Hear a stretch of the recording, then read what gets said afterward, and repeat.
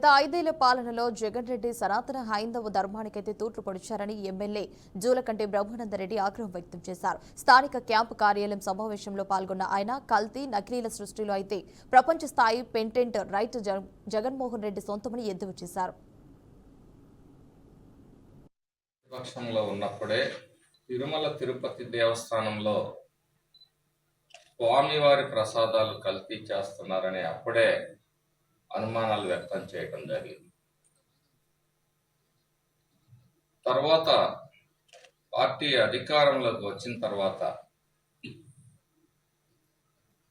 స్వతంత్ర సంస్థల కోర్టుల పరిమితితోటి అనుమతితోటి సిట్ని ఏర్పాటు చేయడం జరిగింది.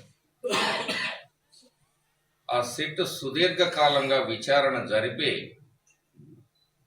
దోషులు వైసీపీ పాలకులు అని చెప్పేసి తేల్చడం జరిగింది.